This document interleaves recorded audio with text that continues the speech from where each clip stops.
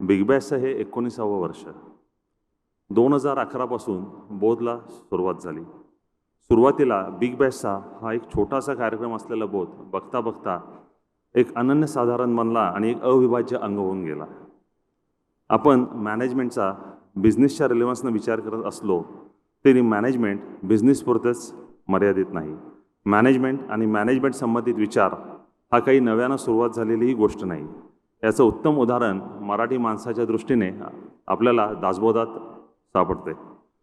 रामदास स्वामींच्या दासबोध ग्रंथामधून ओव्या ओव्यामधून हा आपल्याला प्रत्यय येतो आणि त्याचा जर आपण बिझनेस रिलेव्हन्सनं विचार केला तर क्या कहणे. लोकी कार्यभाग आडे तो कार्यभाग जेथे घडे, लोक सहजीच ओढे कामासाठी.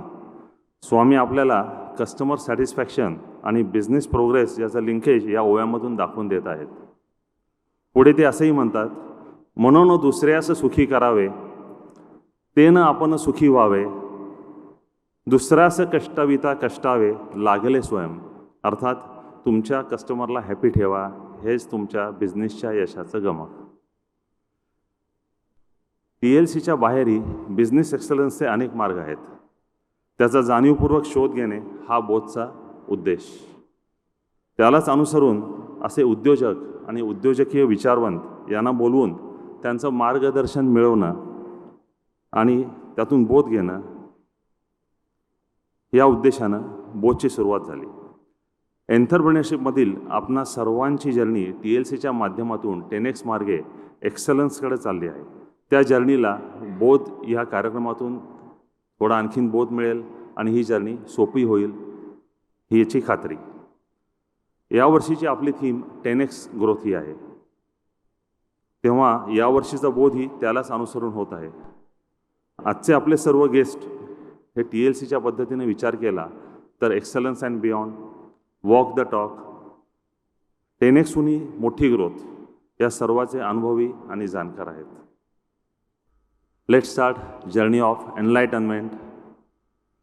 तर सुरुवातीच्या गेस्टना बोलवायच्या आधी आपण एक कल्पना करूया की एक व्यक्ती 25 वर्षात महिन्याला फक्त 600 रुपये पगारापासून वर्षाला 600 कोटीच्या व्यवसायापर्यंत पोचते.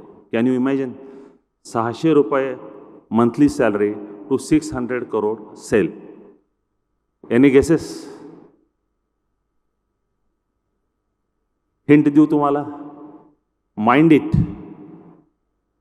कोण असेल? रजनीकांत? तर हा काय मूवी नाही, त्यामुळं आपल्या रजनीकांतना आपण एक्सक्लूड करू. तर ही जे सक्सेस मिळवलेलं आहे, प्रत्यक्षात आणले आहेत, ते आहेत कॅलिक्स केमिकल्स अँड फार्मास्युटिकलचे चेअरमन श्री वरळ सर. आजच्या पहिल्या साठी मी कार्यक्रमाचे सूत्रे श्री उज्ज्वल साठे सरांकडून हँडओव्हर करत आहे. Sir please. नमस्कार. TLC बोध या कार्यक्रमासाठी आपण जे सगळे उत्सुक आहोत त्या उत्सुकतेमध्ये मी काही येणार नाही. आपण लगेचच कार्यक्रमाला सुरुवात करूया. आणि वरळ साहेब, आम्हाला ही खरंच आता उत्सुकता शिगेला पोचली आहे की ज्यावेळी अशी एखादी असामान्य व्यक्ती आमच्यासमोर येते त्यावेळी ते असामान्यत्व अनुभवायच्या आधी त्याची थोडीशी पार्श्वभूमी पण आम्हाला समजून घ्यायची आहे. म्हणजे त्या कंटेक्समध्ये आम्हाला तुमचा पुढचा प्रवास कसा झाला आणि तिथे काय अडचणी आल्या त्याच्यावर तुम्ही कशी मात केली हे समजून घ्यायला अधिक सोपं जाईल. नमस्कार. मला वाटतं बऱ्यापैकी लोक महाराष्ट्रीयन आहेत. जे महाराष्ट्रीयन आहेत त्यांनी थोडंसं हात वर करा. वा, आपण जवळपास सगळेच महाराष्ट्रीयन आहोत. पण पारेख साहेब किंवा जे बाहेरच्या आडनावाचे असतील आणि ते मला वाटतं 25-30 वर्षापासून मोर दॅन दॅट महाराष्ट्रामध्ये राहतात, ते सुद्धा आपले महाराष्ट्राचे डोमेसाईल आणि महाराष्ट्रीयनच आहेत. आणि मला तुम्हाला कनेक्ट व्हायला अतिशय आनंद होईल, कारण मी महाराष्ट्रातल्या अहमदनगर जिल्ह्यातल्या पारनेर तालुक्यामध्ये वडजिरे म्हणून एक छोटंसं गाव आहे. त्या गावामधून तिथे माझा जन्म झाला. 10वीपर्यंत शिक्षण तिथेच झालं. नंतर 11वी-12वीसाठी बाजूच्या गावामध्ये एक 18 किलोमीटरच्या अंतरावर गाव आहे कान्हूर पठार. तिथे माझं 11वी 12वी सायन्सचं शिक्षण झालं आणि त्यानंतरच्या शिक्षणासाठी मुंबईमध्ये नवी मुंबईमध्ये मी ग्रॅज्युएशन कंप्लीट केलेलं आहे. आणि ग्रॅज्युएशन कंप्लीट केल्यानंतर सर्वसामान्य कुटुंबातील असल्यामुळं नोकरी करणं हा पहिलं चॉईस होतं, कारण पर्याय नव्हता. आणि मला वाटतं आम्ही ज्यावेळी बऱ्यापैकी लोक 50 ते 55च्या दरम्यानचे आहेत, त्यांना माहीत असेल फर्स्ट इयरला असताना 1988मध्ये कॉलेजचं स्ट्राईक झालं होतं. टीचिंग आणि नॉन टीचिंग या सर्व लोकांचा स्ट्राईक होता. तो स्ट्राईक जवळपास 3 महिने चाललेला आणि त्या दरम्यान मुंबईमध्ये काहीतरी आपण केलं पाहिजे, कारण हे कधी संपेल माहीत नाही. म्हणून आम्ही एक नोकरी शोधायचा प्रयत्न केला आणि त्यावेळी मला एक नोकरी मिळाली. तिथे माझा पगार 600 रुपये होता, पण 600 रुपये पगारसुद्धा त्यावेळी पुष्कळसा व्हायचा, कारण खर्च कमी होते. 600 रुपयामध्ये अगदी आनंदामध्ये आम्ही डे नाईट काम करायचं. त्यावेळी मी सायन्सचा विद्यार्थी असल्यामुळं 8 तास रात्री कंपनीमध्ये काम करायचं आणि 8 तास कॉलेज करायचं, कारण सायन्स म्हटल्यानंतर प्रॅक्टिकल्स लेक्चर्स ते सगळं करावं लागायचं. पण त्यावेळी एक अशी नॅचरल एनर्जी होती की ते करताना काहीच वाटायचं नाही. पण आमचा दुष्काळग्रस्त भाग असल्यामुळं नोकरीशिवाय पर्याय नाही आणि नोकरी करायचं म्हटलं तर शिक्षणाशिवाय पर्याय नाही. त्यामुळं ती पहिली नोकरी मी स्वीकारली आणि ग्रॅज्युएट झाल्यानंतर रिलायन्स ग्रुपबरोबर मी जवळपास 11 वर्ष काम केलं. तिथे मी प्रोडक्शनमध्ये काम करत असताना एक मनामध्ये असं वाटायचं की आपण फक्त नोकरी करून काय होणार नाही, कारण प्रोडक्शनमध्ये सुपरवायझर, प्रोडक्शन ऑफिसर, मॅनेजर आणि ह्या सगळ्यांचं जरी स्केल पाहिलं तरी ते आपल्या अपेक्षेपेक्षा बरंचसं कमी आहे. अपेक्षा थोड्याशा मोठ्या होत्या की आपण काहीतरी वेगळं केलं पाहिजे. म्हणून मी एक नोकरीत असतानाच दुधाचा व्यवसाय चालू केला. आणि मित्रांनो, सांगायला आनंद वाटतो, दुधाचे फार मोठे व्यावसायिक आपल्यामध्ये आहेत. दूध दिसायला जरी सफेद असेल तरी ते धार काढण्यापासून विकणाऱ्यापर्यंत बरंचसं ब्लॅक असतं, हे त्या धंद्यामध्ये गेल्यानंतर कळा. पण 10 लिटरपासून चालू केलेला दुधाचा व्यवसाय मी 22,000 लिटरपर्यंत विकला. आणि त्यावेळी युनिक पद्धत मी वापरली तिथे, की नवी मुंबईमध्ये 15 वेगवेगळी ठिकाणं आहेत. जसं नवी मुंबईमध्ये पनवेल आहे, खारघर आहे, CBD बेलापूर, असे 15 ठिकाणं निवडली आणि कंप्लीट नवीन लोकांना एजन्सी दिली. आणि त्या नवीन लोकांना एजन्सी देताना सांगितलं, हा व्यवसाय फार मोठा होणार आहे आणि याच्यामधून बरंचसं मोठं काहीतरी वेगळं तुम्ही करू शकता. आणि फार क्वालिफाईड, म्हणजे एक चाइल्ड पेडियाट्रिशियन माझा एजंट होता, त्यांना दूध विकायला लावलं. पुन्हा एक टॅक्स इन्स्पेक्टर होते, टॅक्स इन्स्पेक्टर, अकाउंटंट, कॉर्पोरेशनचे अधिकारी, 15 लोक वेगवेगळ्या प्रकारचे.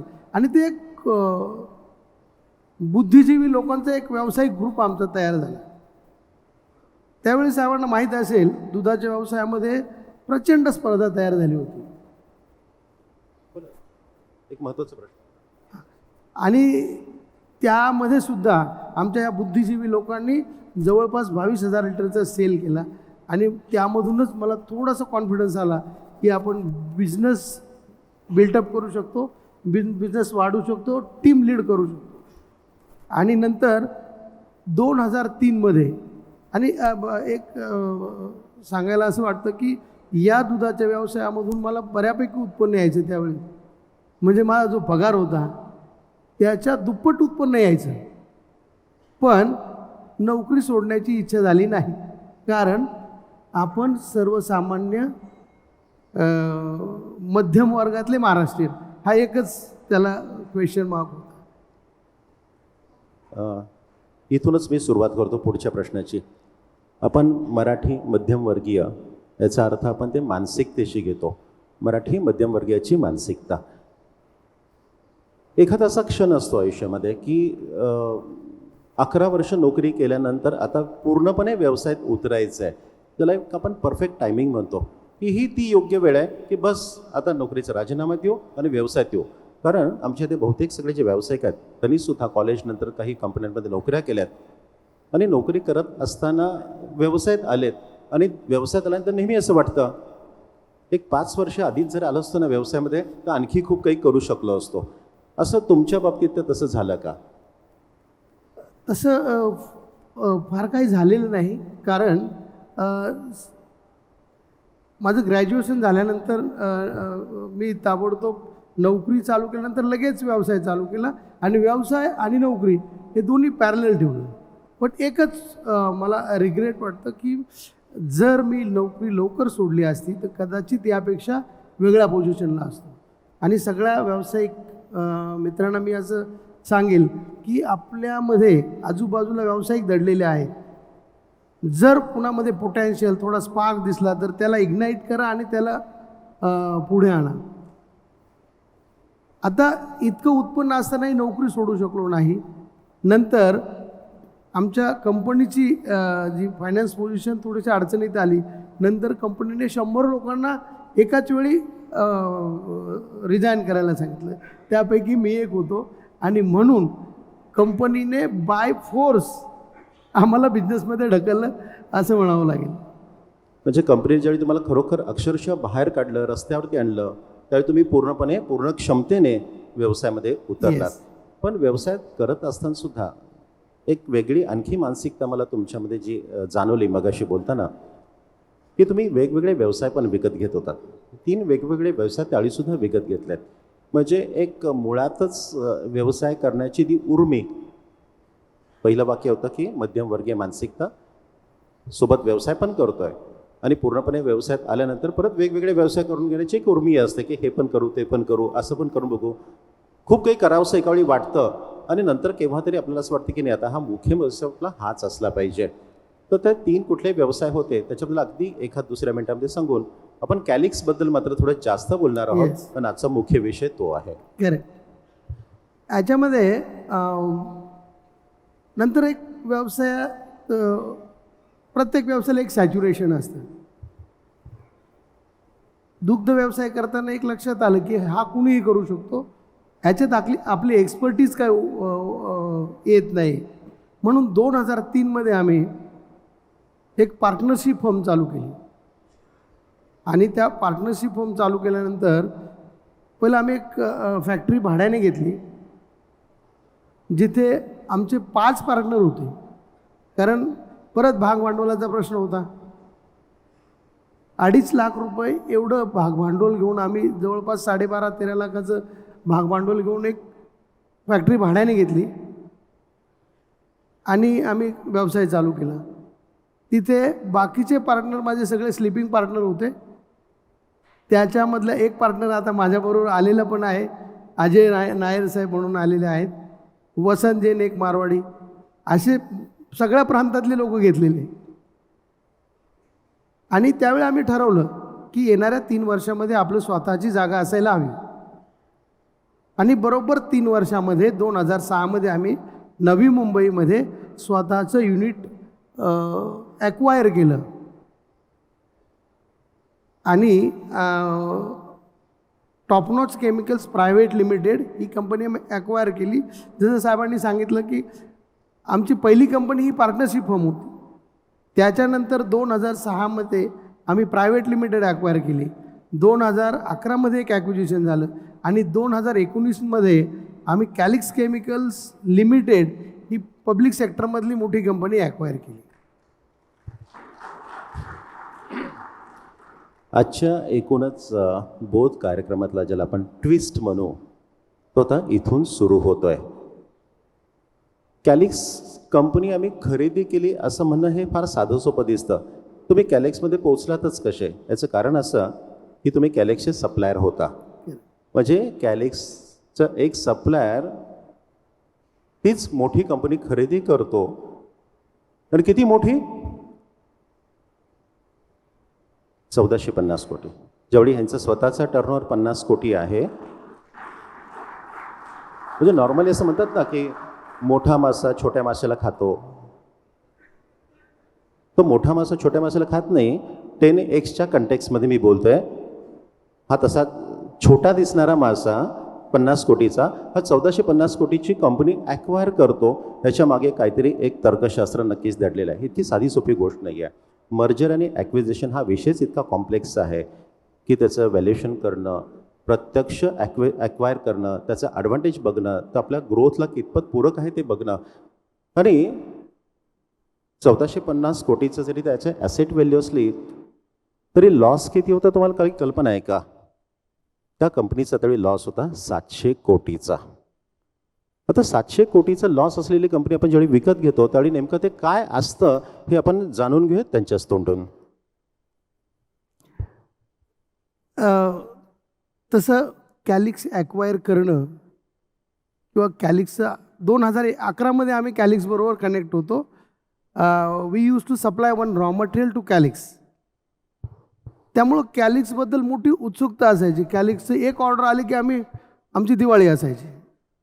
म्हणजे 1 टन ऑर्डर त्यावेळी मला वाटतं 3-4 लाखाची ऑर्डर असेल.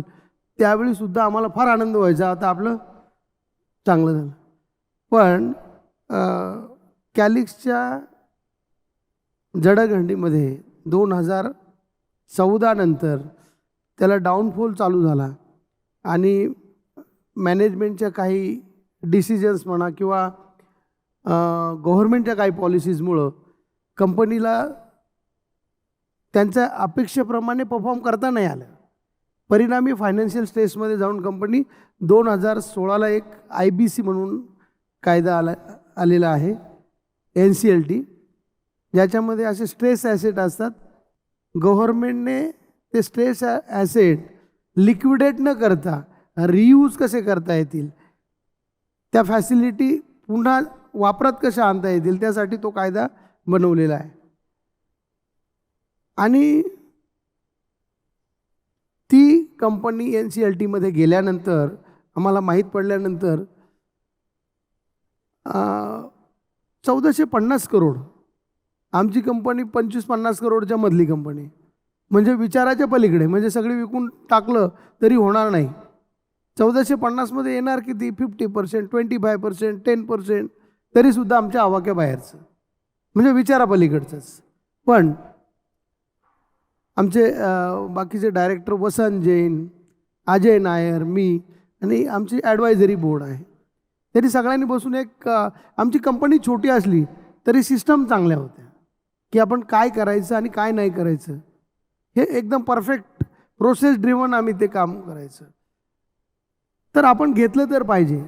हे घेतल्यानंतर काय होईल की एक तर आपल्याला फॉरवर्ड इंटिग्रेशनचा फायदा होईल.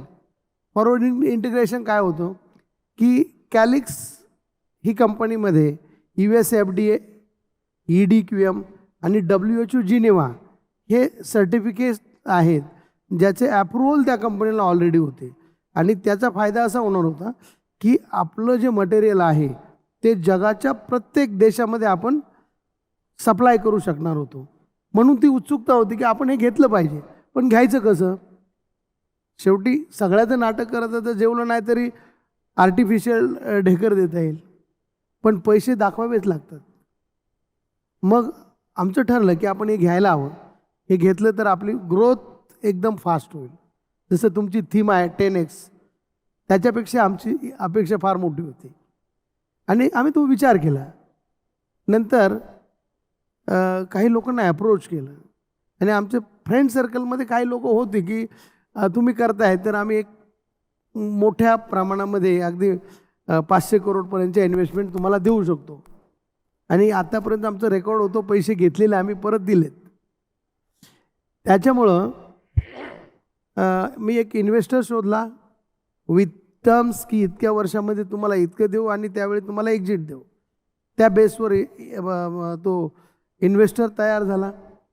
नंतर ती एक मोठी प्रोसेस होती, जवळपास 6 महिने तो प्रोसेस चाललेला. आणि 6 महिन्याच्या प्रोसेसनंतर 10-12 कॉम्पिटिटर होते. कारण कंपनीला ॲक्रिडेशन इंडियामध्ये फार कमी लोकांच्याकडे आहे. अगदी मला वाटतं 30 लोकांच्याकडे USFDA अप्रुव्हल आहेत. त्यापैकी आम्ही एक आहोत आज. तर इन्व्हेस्टरनी इन्व्हेस्ट केलं, आम्ही आमच्या एक्सपर्टीज लावल्या आणि बँकेला, गव्हर्मेंट अथॉरिटीजला आणि कोर्टला सुद्धा आम्ही ते पटवून दिलं की आम्ही ती कंपनी कशी चालू शकतो. आणि त्या प्रोसेसमधून, त्या कॉम्पिटिशनमध्ये आम्ही ती कंपनी NCLTमधून घेतली आणि सक्सेसफुली आज आम्ही ती चालवत आहोत.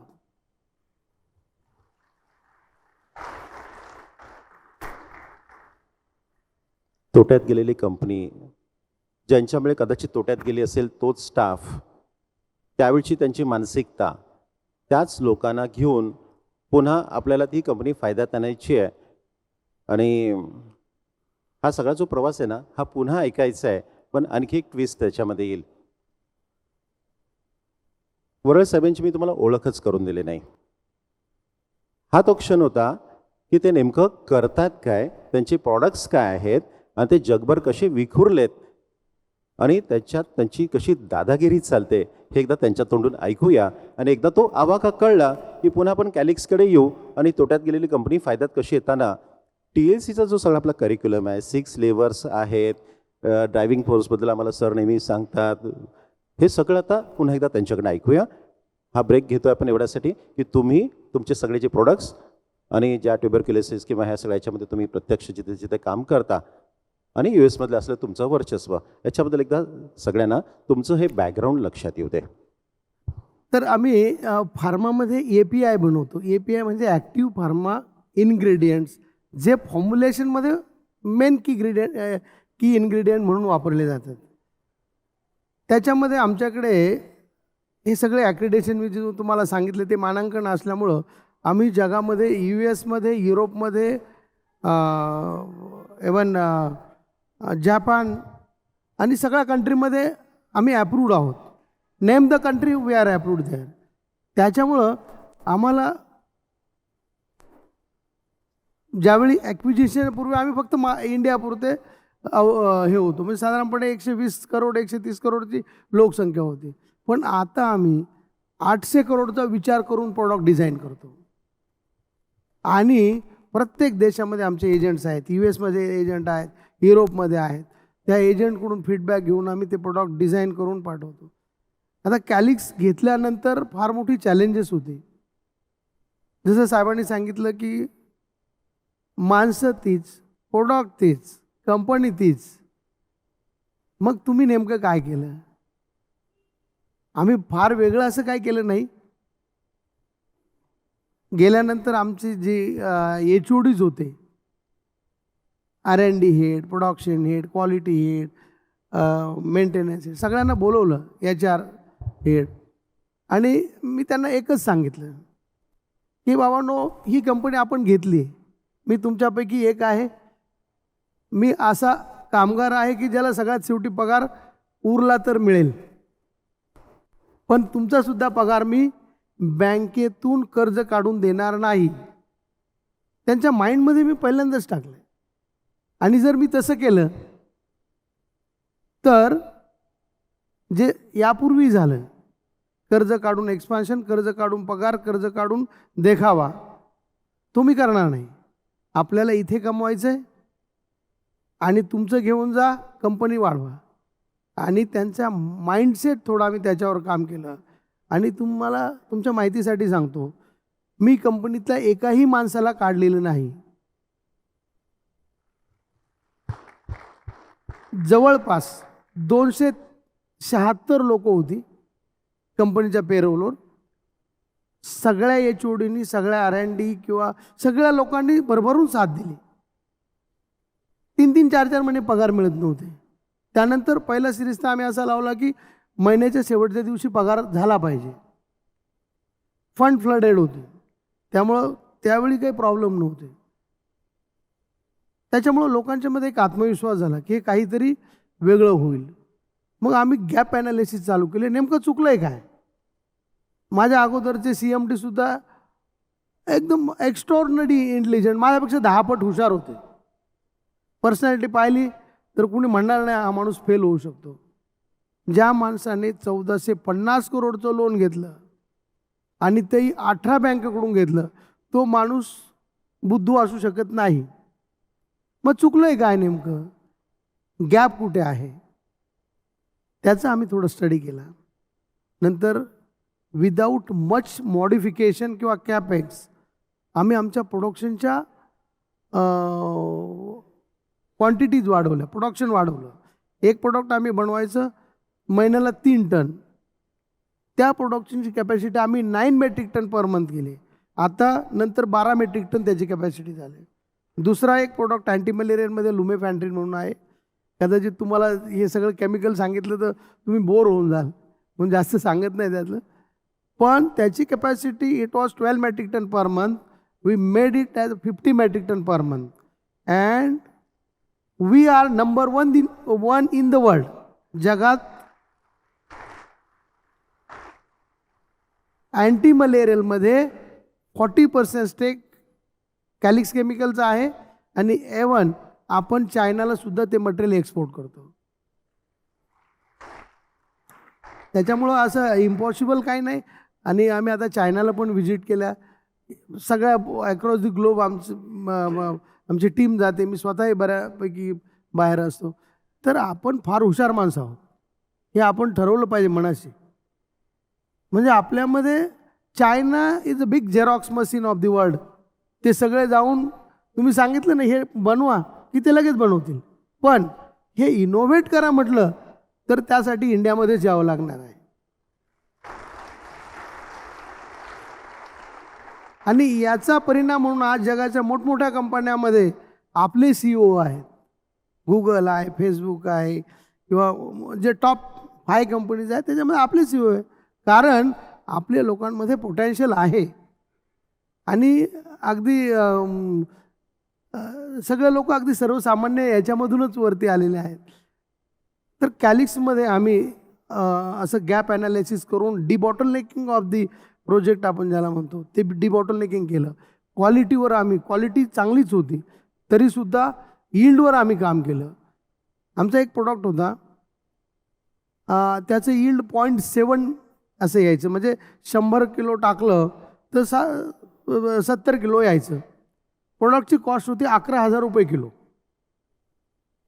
आणि त्याची पॉसिबिलिटी होती 0.95 पर्यंत, 95. पण हा 95 आणि 70 मोठा गॅप आहे. R&Dच्या लोकांना बसवलं, आम्हाला याच्यामध्ये 0.85 पर्यंत तरी अपेक्षित आहे. सगळ्यांनी सांगितलं आम्ही 20 वर्षापासून करतो, इतके करतो. मग यापूर्वी करतो ते विचारलंच नाही. आपल्याला काय करायचं, टार्गेट हे आहे आणि याला किती दिवस लागतील सांगा, आणि काय आउटसोर्स तुम्हाला पाहिजे ते सांगा. सगळंच काय आपण इन हाऊस नाही करू शकत. तुम्हाला अगदी काही एक्सपर्टीची मदत पाहिजे ती सुद्धा आपण द्यायला हवी.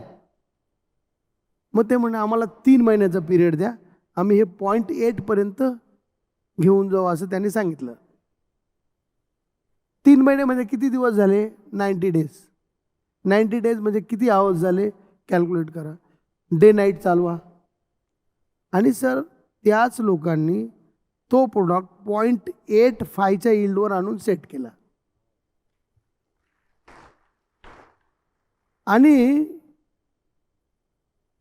किंमत 11,000 रुपये पर kg आणि यील्डमध्ये इतका गॅप, म्हणजे तो डायरेक्ट बॉटमला येऊन बसला ना. बॉटम लाईन स्ट्रॉंग झाली. त्यामुळं कंपनी प्रॉस्परस व्हायला काही वेळ लागला नाही.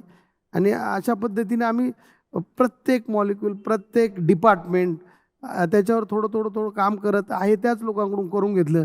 जसं तुमच्या TLCचं लर्निंग बाय टीचिंग तो जो कॉन्सेप्ट आहे, आम्ही त्याच पद्धतीनं काम केलं. कदाचित मी तुमच्याबरोबर 2005ला जोडलो असतो तर याच्यापेक्षा आणखी मोठी झेप घेता आली असती.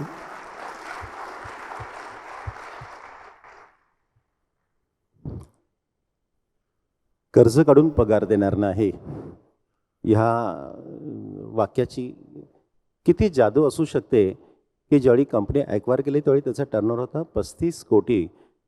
तो त्याच लोकांनी त्याच प्रोडक्टला घेऊन 2 वर्षामध्ये 294 कोटीवरती नेऊन ठेवला. म्हणजे बागवे सर ज्यावेळी आम्हाला सांगतात की HR म्हणजे पॉसिबिलिटीज, तर काय पॉसिबिलिटीज किती पद्धतीने आपण एक्सप्लोअर करू शकतो त्याचं एक खूप चांगलं हे उदाहरण आहे. तुम्ही आता बोलताना सांगितलं की तुमचे जे प्रोडक्ट असतात ते 11,000 रुपये किलो वगैरे असं सांगितलं. काही प्रोडक्ट तर त्यावेळी मी होतो म्हणून कानावरती आलं आणि ह्याच्या बाहेर जाणार नाही. मला कल्पना आहे की ते 1 किलो त्याचे काय आहे त्याची किंमत 5 कोटी रुपये असते. येस. 5 कोटी रुपये किलो. आता हे जर टनामध्ये ज्यावेळी म्हणतात की आमच्या आधी 1 टन होतं मग ते 50 टनापर्यंत गेलं, म्हणजे आता आपण हे जर बघितलं हा सगळा गुणाकार केला तर ते कितीमध्ये असू शकतो ह्याचा आपल्याला साधारण अंदाज येईल. त्यामुळे आपण होतो की 0.7वरनं 0.85 गेलं म्हणजे काय विशेष झाला, पण जर त्याची व्हॅल्यू जर बघितली तर it's in crores and thousands of crores अशी ती आहे. तुमच्या बोलण्यातनं मला आत्ता एक असं जाणवलं की तुम्ही R&Dबद्दल बोललात. तुमच्या एकूणच व्यवसायाचा गाभा जो आहे तो R&D असणार आहे. मग हे R&D म्हणजे प्रोडक्ट आयडेंटिफाय करणं, मार्केटमधलं आयडेंटिफाय करणं, मार्केट पोटेन्शियल बघणं, तिथं असलेलं आपला मार्केट शेअर बघणं आणि मग ते प्रोडक्ट त्या वेळेमध्ये आणणं. याच्यासाठी काहीतरी तुमच्याकडे त्या प्रोजेक्टच्या संदर्भातल्या काही वेगळ्या क्वालिटीज आणखी असणार आहेत. प्रोजेक्ट मॅनेजमेंट असेल, प्रोजेक्ट इंजिनिअरिंग असेल, त्याचा एक्सलन्स असेल, तो नेमका काय आहे की योग्य वेळी ते प्रोडक्ट मार्केटमध्ये आणणं आणि मग ते एनकॅश करणं, हे कसं शक्य होतं? सर ह्याच्यामध्ये आता आपल्याला या नवीन जनरेशनला एक चांगली बाब अशी आहे की आपल्याकडे डाटा अवेलेबल असतो. आता सध्या ज्यावेळी आपण इंडस्ट्री चालू केली किंवा 2000च्या अगोदर 2010पर्यंत सुद्धा डाटा ॲनालिसिस हा पार्ट फार मोठा नव्हता. जी काय तुटपुंजी जी माहिती असायची त्या बेसवर डिसिजन घ्यायचे आणि ते बऱ्यापैकी सक्सेसफुल अगदीच घट्ट धरून बसलं तर सक्सेस पण व्हायचे, पण रेशो थोडासा डगमगायचा. पण आता आपल्याकडे डाटा अवेलेबल आहे. वर्ल्ड वाईड कोण कुठे काय करतो हे माहीत आहे. कोणते प्रोडक्ट ऑफ पेटंट होणार आहेत येणाऱ्या 5 वर्षामध्ये त्याचं आम्ही ॲनालिसिस करतो. 5 वर्षानंतर जे प्रोडक्ट ऑफ पेटंट होणार आहेत त्याचं काम आत्ता चालू करावं लागतं. 2 वर्षामध्ये ते डेव्हलप होतात. 1 वर्षामध्ये त्याचं स्टॅबिलिटी डाटा वगैरे होतो. नंतर आपल्याकडून घेऊन पुढे फॉर्म्युलेटर्स ते फॉर्म्युलेशन करतात, त्यांचाही स्टॅबिलिटी होतो आणि हे झाल्यानंतर तो प्रोडक्ट 5 वर्षानंतर चालू होतो. म्हणजे आपल्याला प्लॅनिंग 5 वर्षाच्या आज करावं लागते आणि म्हणूनच दूरदृष्टीता असणं फार गरजेचं आहे. मग हे सगळे आपल्याकडे एक्सपर्टाईज असताना सुद्धा किंवा डेटा असताना असंही काही झालं असेल की एखाद्या प्रोडक्टवरती तुम्ही काम करताय आणि त्याला तुम्हाला तर अजून यश मिळत नाही, तुम्ही म्हणता अरे हे तर बस करा, कुठे आणि पुढे पुढच्या 5 वर्षाचा विचार करायचा आणि अचानक असं काहीतरी घडलं असेल आणि ते इतकं क्लिक झालं की तुम्ही एखादी गोष्ट बासनात गुंडाळायला गेलेला असाल आणि नंतर बघितलं असेल की तो असा अल्लाउद्दीनचा दिवाच झाला असेल, असं काही घडलंय? तर हा अगदी माझ्या जिव्हाळ्याचा विषय तुम्ही सांगितलात. कारण ज्या प्रोडक्टमध्ये आम्ही नंबर 1 आहोत त्या प्रोडक्टला 2017मध्ये आमच्या मॅनेजरला सांगितलं या प्रोडक्टचं नाव जरी कोणी काढलं त्याला गेटच्या आतमध्ये घ्यायचं नाही. इतका प्रचंड लॉस झाला होता त्याच्यामध्ये. कंटिन्युअस एकतर आम्ही पहिल्यापासून क्वालिटीचे भोगते आहोत. क्वालिटीशिवाय मटेरियल बाहेर जायचं नाही आणि without quality we cannot survive for a long period of time. तुम्हाला सुद्धा तुमच्या व्यवसायामध्ये जर लांब चालायचं तर क्वालिटी आणि लॉयल्टी ह्या 2 गोष्टी फार महत्त्वाच्या आहेत. आणि ती क्वालिटी काढताना 1 प्युरिफिकेशन, 2 प्युरिफिकेशन, 3 प्युरिफिकेशन आणि त्याच्यामध्ये पूर्ण प्रॉफिट निघून जायचा. बाकी प्रोडक्टचा प्रॉफिट हा प्रोडक्ट खाऊन टाकायचा.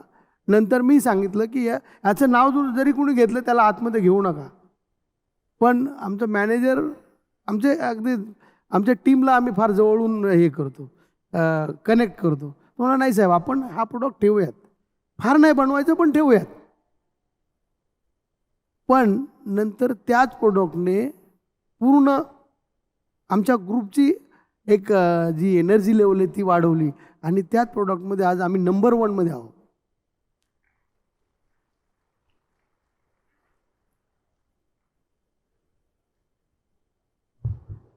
असे अनेक प्रसंग, अशा अनेक घटना ज्या अत्यंत विलक्षण म्हणून गणल्या जातील किंवा संबोधल्या जातील अशा तुमच्या आयुष्यामध्ये घडलेल्या आहेत.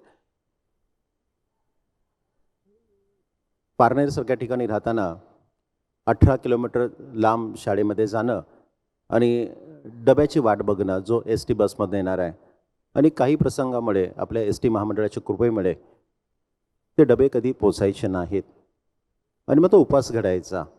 इथपासून आत्तापर्यंतचा सगळा जर प्रवास बघितला तर त्याच्यामध्ये असे कितीतरी प्रसंग येऊन गेलेत की ज्याच्यामुळे खेड्यातनं आल्यामुळे एक जी मानसिकता असते, प्रचंड कष्ट करण्याची एक जी उर्मी असते, स्वतःला घडवणं, स्वतःला सिद्ध करणं, ह्याचा सातत्याचा जो ध्यास असतो, हा सगळा घेतल्यानंतर एक प्रश्न असा विचारतो की तिथं तुमचं शिक्षण पण झालं, म्हणजे तुम्ही BSc वर पारनेर किंवा नगरमध्ये केलं आणि आता ग्लोबली तुम्ही काम करताय, तर तुमच्यात असलेल्या ह्या क्वालिटीज किंवा ही जी कंपनी तुम्ही जी चालवता त्या प्रत्येक कंपनीची स्वतःची अशी एक ओळख असते, काम करण्याची शैली असते. हे इथपर्यंत ठीक होतं भारतापर्यंत, पण ज्यावेळी तुम्ही आता इतक्या मोठ्या देशांमध्ये इतक्या मोठ्या कंपन्यांशी डील करता, तर हीच काम करण्याची शैली, हेच तुमचं कौशल्य, हेच तुमचे लिडरशिपच्या क्वालिटीज ह्या इंटरनॅशनली पण उपयोगी पडतात का तिथे काही वेगळ्या तुमच्या टॅक्टिक्स असतात, वेगळ्या काही स्ट्रॅटेजी असतात, आणि मग तिथले सगळे अपडेट्स तुम्ही कसे घेता आणि कसे कोरिलेट करता की ज्याच्यामुळे कंपनीचा तुमचा ग्रोथ हा प्रचंड म्हणजे मल्टीफोल्डमध्ये होत चालला आहे, ते जर आम्हाला थोडक्यात सांगा.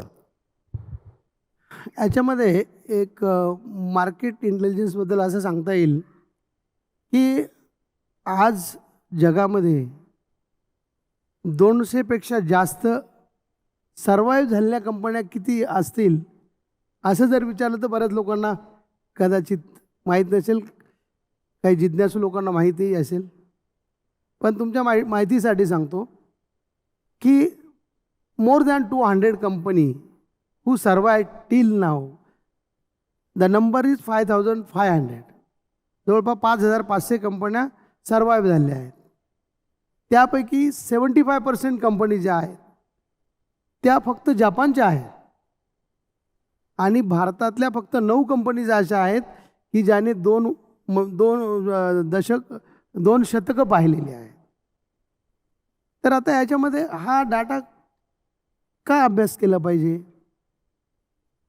तो याच्यासाठी केला पाहिजे की कंपन्यांची ग्रोथ आणि कंपनीची सस्टेनेबिलिटी हा फार महत्त्वाचा विषय आहे.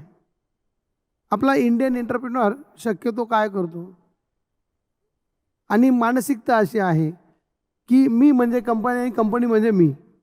तो कंपनीला स्वतःपेक्षा वेगळं काही समजत नाही, पण ते तसं नाही. कंपनी आहे, ती वेगळी एंटिटी आहे, तिची वेगळी आयडेंटिटी आहे, तिला आपण सेपरेट ठेवलं पाहिजे आपल्यापासून. जर ते आपण केलं तर ती कंपनी प्रॉस्परस होईल, ती कंपनी वाढेल आणि आपण ती कंपनी वाढीसाठी आपण विश्वस्त आहोत या एकच ध्येयाने आपण त्या कंपनीकडे पाहिलं तर ती कंपनी निश्चितपणे वाढते. आणि युरोपियन्स आणि हे लोक नेमकं त्याच पद्धतीने काम करतात. त्यांची कंपनीचे ओनर बदली होतील पण कंपनी विल रिमेन सेम. आपल्याकडं माणूस बुडाला ही कंपनी बुडाली, बऱ्यापैकी आपल्याकडे तो हे आहे. तर कंपनीकडे पाहण्याचा दृष्टिकोन, सस्टेनेबल ग्रोथ, फ्युचर प्लॅनिंग, हे जे आहे हे आपल्याला फॉरेन कंपनीकडून बऱ्यापैकी शिकायला मिळतं.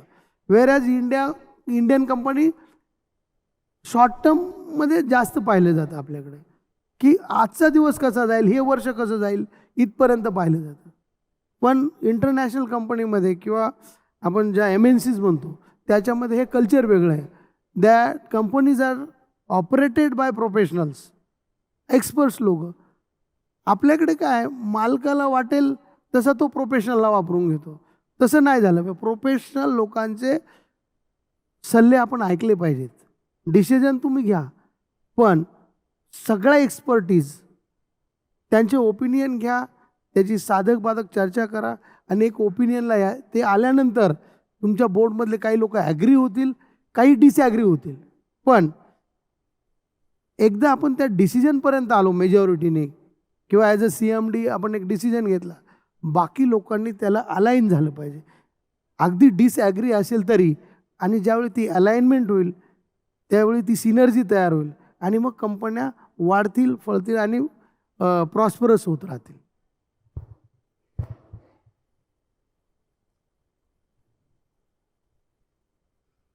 वरळ सेवन ऐकायचं असेल तर आपल्याला एक वेगळा अनेक दिवसभरचा सेशन नक्कीच ठेवायला लागेल.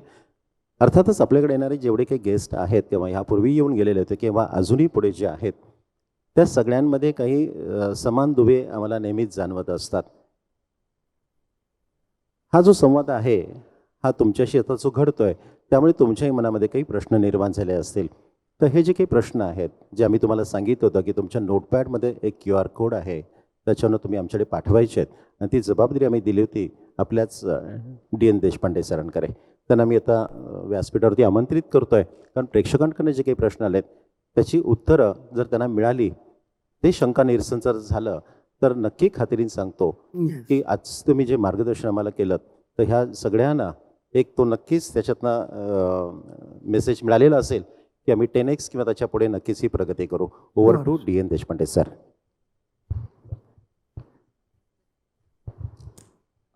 वेगळ्या वेगळ्या स्वरूपाचे प्रश्न आहेत आणि त्यांचे स्कोपही वेगळे आहेत.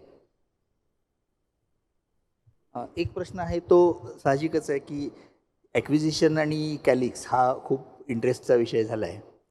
तर एक त्याच्यामध्ये प्रश्न असा आहे की तुम्ही जेव्हा एखादी कंपनी टेकओव्हर करताय त्यावेळी त्याचा क्रायटेरिया हा इन्व्हेस्टमेंट, रेट ऑफ रिटर्न ह्या टाईपनं त्याचं इव्हॅल्युएशन कसं होतं आणि बरोबरीनं त्या इन्व्हेस्टमेंटचं रिस्कचं इव्हॅल्युएशन कसं होतं?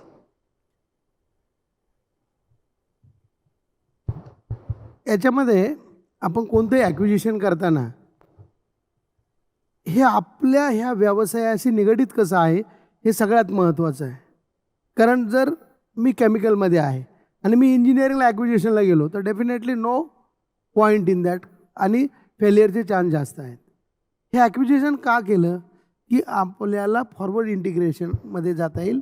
जो आपण 10 वर्षानंतर अचीव करणारा गोल आहे तो आपण येणाऱ्या वर्षातच आपण तो करू शकतो. हा एक पॉईंट आहे.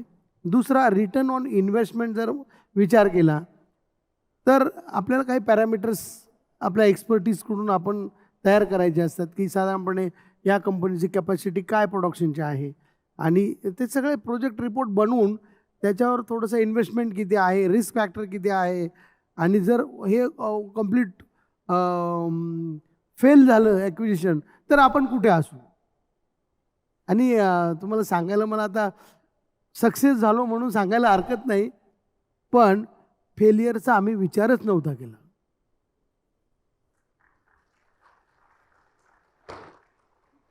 कदाचित फेलियरचा विचार केला असता तर आम्ही ॲक्विजिशन केलंच नसतं.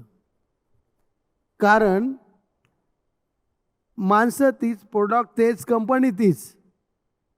फक्त एक माणूस जातोय, वराळ जातात आणि साठे साहेब येतात. साठे साहेब काय मॅजिक करतील? मग बँकेने त्यांच्यावर विश्वास का ठेवायचा? अगदी SBIच्या ज्या लोकांनी 1450 करोड लोन दिलं त्या लोकांनी आम्हाला सर 50 करोडसुद्धा लोन द्यायला नकार दिला. कारण तुम्ही असं काय करणार? आमचे काल पैसे बुडालेत आणि आज तुम्ही आले आणि काय. पण त्यांना आम्ही रिक्वेस्ट केली की तुम्ही हा एक जे नॅशनल कॉजसाठी थोडं तरी काहीतरी विचार केला पाहिजे. आम्हाला लोन देऊ नका पण ज्या नॉन फंड बेस्ड फॅसिलिटी आहेत जसं LC आहे किंवा BG लागतात त्या तरी द्या. पण कुणीही द्यायला तयार नव्हतं. मग त्यावेळी आम्ही 100% कॅश जमा करायची म्हणजे डिपॉझिट करायचे आणि त्यातून मग या फॅसिलिटी आम्ही वापरल्यात. त्याच्यामुळे इट वॉज बिग चॅलेंज. म्हणून असं वाटतं की कदाचित हा दुसरा पार्ट माहीत असता तर कदाचित ॲक्विजिशन केलं नसतं. पण झालं ते झालं.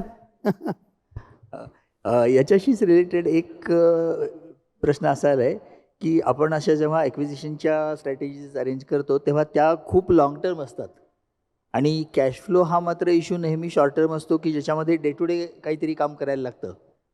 आणि कॅश फ्लो हा केवळ आपल्यामुळंच नाही पण म्हणजे कुठल्याही ब्लॅक स्वॅन इव्हेंट, कोविड येतो आणि एकदम काहीतरी कॅश फ्लो डिसरप्ट होऊन जातो किंवा युक्रेनचं वॉर सुरू झालं तरी होतो. मग या केसमध्ये असा हा शॉर्ट टर्म कॅश फ्लोचे जे इश्यूज आहेत हे आणि लाँग टर्म आपल्या ॲक्विजिशनच्या स्ट्रॅटेजीज याचा तुम्ही मेळ कसा घालता आणि ह्या शॉर्ट टर्म कॅशसाठी तुम्ही काय करता? आता जसं मला वाटतं काल आपण कोणते साहेब आम्ही बसलो होतो तर आता लिक्विडिटी बऱ्यापैकी आहे. बँकर्स सपोर्ट करतायत. पूर्वी मला वाटतं साहेबांनी ज्यावेळी इंडस्ट्री चालू केली त्यावेळी 15% कमी इंटरेस्ट नसेल, बरोबर ना? आज आपण 8%वर आहोत. 8-9%ला आपल्याला अवेलेबिलिटी आहे. हे चॅलेंज प्रत्येक काळामध्ये असतातच, पण त्याला सोल्युशन्स पण आहेत. आता जर तुम्ही म्हणाल की कॅशचा प्रॉब्लेम आहे म्हणून बिझनेस करत नाही, तो खरा बिझनेसमन नाही.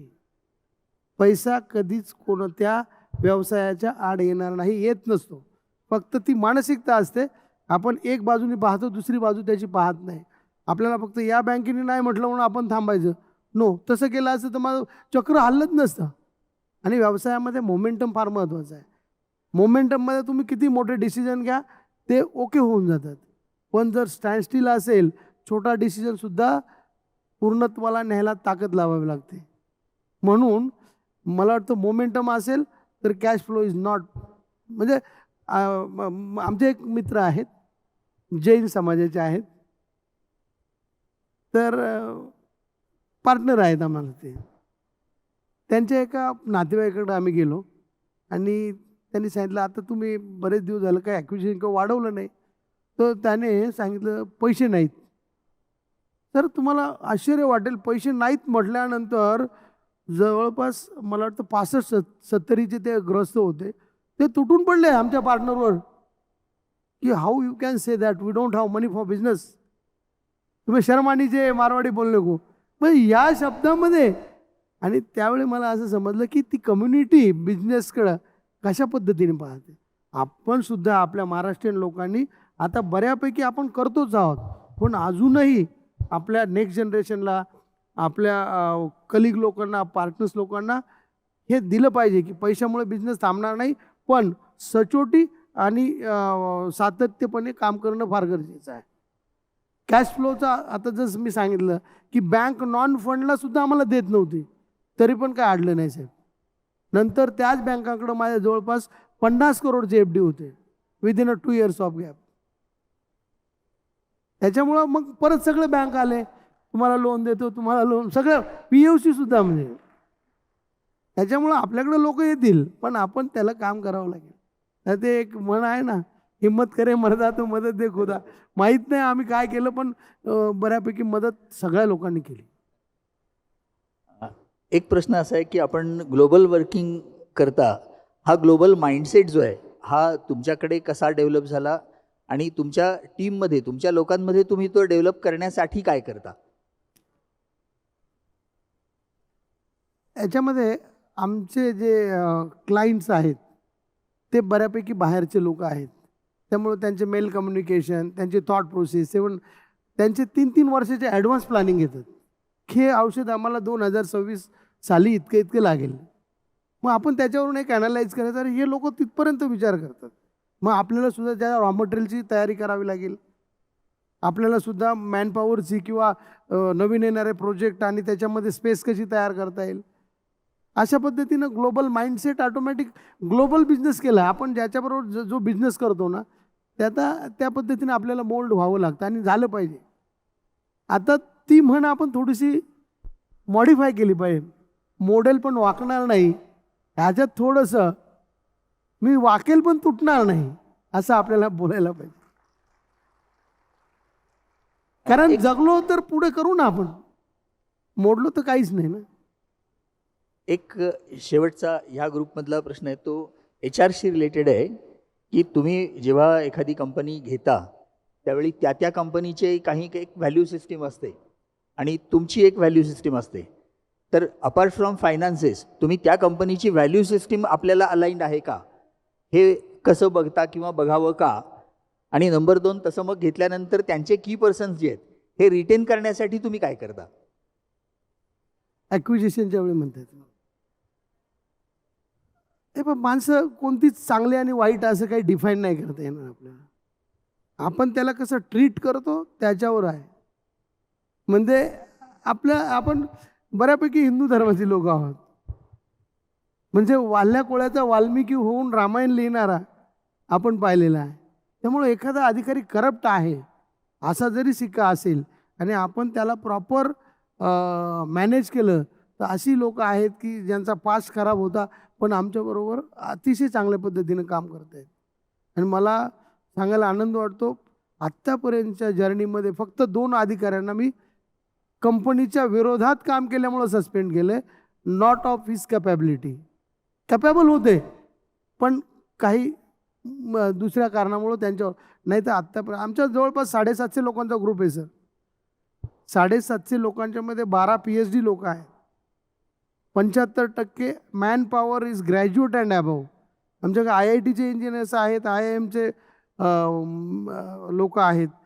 त्याच्यामुळं ही लोक फार हुशार असतात. यांच्या कॅपॅबिलिटीवर डाऊट घेतलं तर आपण बिझनेस नाही करू शकणार. त्यांचा आपण योग्य तो वापरच केला पाहिजे. We should respect them. त्यांचे सजेशन्स, त्यांचं इनपुट पूर्ण नाही घेतलं तर वी आर मिसयुजिंग देम, असं ते एक होईल. असं म्हणतात की आपली कंपनी हे आपलंच रिफ्लेक्शन असतं, आपलंच प्रतिबिंब वेगवेगळ्या स्वरूपामध्ये आपल्या कंपनीमध्ये दिसत असतं. आणि आपण म्हणत असतो की आमच्याकडची माणसं टिकत नाहीत, आमच्या माणसांना कळत नाही, आमच्या ते असं आहे, आमच्या ते फाईल्स होत नाही, हे सस्टेन होत नाही, ते होत नाही आहे. त्याचे सगळे शेवटी जे काही आहेत तो स्रोत आपणच आहोत. मला एक शेवट करताना एक शेर आठवला. गालिबचा शेर आहे, माझा नाही आहे.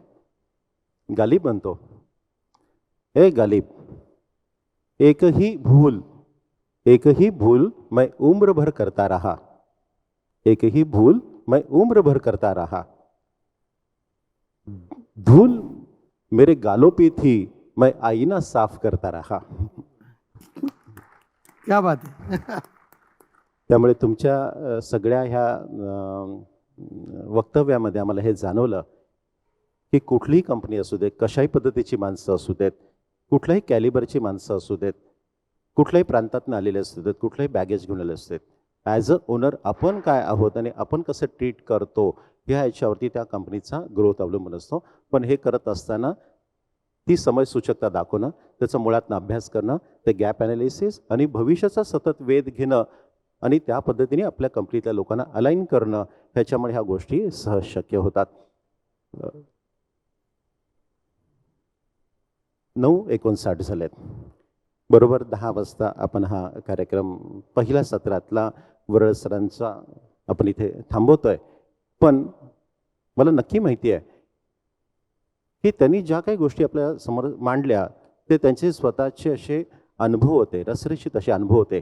त्या सगळ्या प्रसंगातनं ते गेलेले होते, त्या ताणतणाव त्यांनी सगळे अनुभवलेले होते. ते आणि त्यांची मित्र, ती त्यांची टीम, त्यांनी घेतलेले जे निर्णय आहेत ते प्रत्यक्षात आणणं, याच्यासाठी त्यांनी केलेली धडपड, ह्या सगळ्याचा एक परिपाक म्हणून आपण आज या कंपनीकडे बघतोय, जी आता ते सहज बोलताना बोलून गेले की आता ह्या आपण टर्नओव्हरबद्दल फारसं बोलायला नको, कारण आता आम्ही 2 वर्षामध्ये 1500 कोटी 2000 कोटी क्रॉस करतोय. पण ही फक्त एक फिगर आहे. बाकी त्याच्यासाठी करायला लागणाऱ्या ज्या गोष्टी आहेत, त्या कॅपेबिलिटी आहेत, त्या कॅपेबिलिटी आमच्याकडे डेफिनेटली आहेत.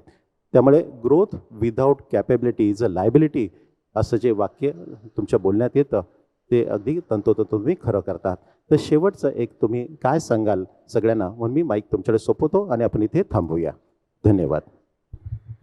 ॲक्च्युली आम्ही साहेबांच्या सॅटर्डे क्लबच्या माध्यमातून सुहास सर, साठे साहेब आम्ही एकत्र आलो. तर आमच्यामध्ये एक शिरस्ता आहे की प्रत्येकाला श्रीमंत म्हणायचं. आपण उद्योजक आहोत ते श्रीमंत होण्यासाठी आहोत. म्हणून मला इथं बोलवलं. तुम्हा सर्व श्रीमंतांना माझा नमस्कार. त्याचबरोबर सगळ्या श्रीमंतांना एकत्र आणणारे गर्भश्रीमंत बागवे साहेब आणि त्यांचे पारिक साहेब, त्यांना सुद्धा मानाचा मुजरा. कारण आपला व्यवसाय करताना समाजाचं भान राहत नाही. समाजाची गरज किंवा आपण समाजाने आपल्याला इतकं दिलं आहे तर आपण काहीतरी देणं लागतो अशी जाणीव असणारे असे थोर लोक फार कमी आहेत. म्हणून त्यांना जपलं पाहिजे, त्यांचा मान सन्मान वाढवला पाहिजे आणि तो तुमच्या सगळ्यांच्या हातामध्ये आहे. त्यांच्यासाठी पुन्हा एकदा जोरात टाळ्या झाल्या पाहिजे.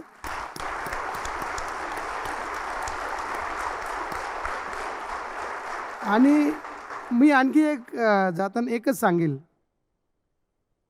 की कोणताही काळ चांगला आणि वाईट नसतो. प्रत्येक काळामध्ये संधी आहेत. माझा जन्म 1971चा आहे. त्यावेळी रोटी कपडा मकान चित्रपट रिलीज झाला होता. त्यावेळी एका इंजिनियरनी त्याची डिग्री फाडलेली आपण पाहिलेली आहे. खरोखर त्यावेळी इंजिनियरला नोकऱ्या मिळत नव्हत्या का? मिळत होत्या. पण ते प्रश्न प्रत्येक काळामध्ये वेगवेगळे असतात. प्रत्येक काळामध्ये मंदी किंवा बेरोजगारी हे बोललंच जातं. मला वेळ नाही आता जास्त साहेबांचं, एकच मिनटं मी फिनिश करतो. पण मंदीमध्ये सुद्धा संधी कशी घ्यायची याचं एक शेवटचं मी तुम्हाला सांगतो. कॅलिक्स ॲक्वायर केल्यानंतर it was 35 crore company with minus EBIT of 7 crore. 2019ला आम्हाला पोझिशन मिळालं. एक क्वार्टरचा काम करायला आम्हाला चान्स मिळाला. त्याच्यामध्ये आम्ही ती 72 करोड नेली तरीसुद्धा निगेटिव्ह होती. नंतर 2020ला जोमाने काम करायचं. पण त्यावेळी कोरोना, 20 एप्रिल 2020ला कोरोना डिक्लेअर झाला आणि आमचे पूर्ण बुद्धी चालायची बंद झाली एक दिवस. पण अशा काही कारणामध्येच आपला जे यश आहे ते लपलेलं आहे असं मला वाटतं. आणि तिथं न डगमगता आपण उभं राहिलं पाहिजे. प्रत्येकाच्या आयुष्यामध्ये हा काही ना काही असा प्रसंग येतच असणार. 2020ला इन्व्हेस्टरकडून पैसे आणलेत, कंपनी ॲक्वायर केली आणि करोना उभा राहिला आहे. आता हे चालेल की नाही, जग बुडेल की नाही, आपण जगणार की मरणार, हा सगळा अभ्यास होता. पण त्यावेळी आम्ही आमच्या बोर्ड एक दिवस आलं, म्हणजे सेम डेला, आपल्याला बंद करून जमणार नाही. आणि बंद केलं तर कंपनीच नाही, आपलं तर काय होणार नाही. शेवटी इथं बसलेल्या सगळ्यांचा पोटापाण्याचा प्रश्न आहे असं मला वाटत नाही. तर आपल्याकडे जी काम करणारी लोक आहे त्याचं कुटुंब प्रमुख म्हणून आपण त्याच्याकडे पाहिलं पाहिजे. त्यांचं कसं होणार आहे करोनामध्ये, त्याचा विचार फार महत्त्वाचा आहे. मग आम्ही आमच्या मॅनेजर लोकांची आणि बोर्डची एक मीटिंग घेतली की आपण थांबून जमणार नाही. सर तुम्हाला हे वाटेल की 270 लोकांमध्ये 21 तारखेला फक्त 3 लोक होते आणि आमचे मॅनेजरसुद्धा 60+ होते, त्यांनासुद्धा रेस्ट्रिक्शन. पण गव्हर्नमेंटनी फार्मासाठी एक स्पेशल पोलीस प्रोटेक्शन किंवा ते सगळं आम्हाला प्रोव्हाइड केलं होतं. त्यामुळे आम्ही लोकांना सांगितलं आमच्या की आपल्याला थांबून जमणार नाही. आपण जर थांबलो तर आपण मलेरियासाठी औषधं बनवतो, करोनापेक्षा मलेरियाने जास्त लोक मरतील, म्हणून आपल्याला हे काम करणं गरजेचं आहे. आणि 3-4 दिवसामध्ये जवळपास 80-90 लोक कामाला यायला चालू झाले. आणि 2020 72 करोडवरून 243 करोड आमचा टप्पा पार झाला. ज्या काळामध्ये लोकांच्या नोकऱ्या जात होत्या, लोकांचे पगार अर्धे करत होते, त्यावेळी आम्ही ॲव्हरेज इन्क्रिमेंट 25% लोकांना दिलं. म्हणजे ती एक संधी आम्हाला मिळाली की आपण हे थोडंसं वेगळ्या पद्धतीनं या गोष्टीकडं पाहिलं पाहिजे. जसं प्रत्येकाच्या याच्यामध्ये काही ना काही एक सर्टन मोमेंट येते की सगळं बंद दिसतंय, त्यावेळी बंद दरवाजाकडं न पाहता त्याच्याकडं पाठ करा आणि बरंचसं काय ओपन असतं त्याच्याकडं पहा. यश तुमचंच आहे. थँक्यू मला इथं बोलवल्याबद्दल. धन्यवाद वरसाहेब. आपण मुंबईहून खास आमच्या सर्व TLCना इथे भेटायला आलात, त्यांना मोलाचं मार्गदर्शन केलं, त्याबद्दल संपूर्ण TLC तर्फे मी तुमचं मनपूर्वक आभारी आहे.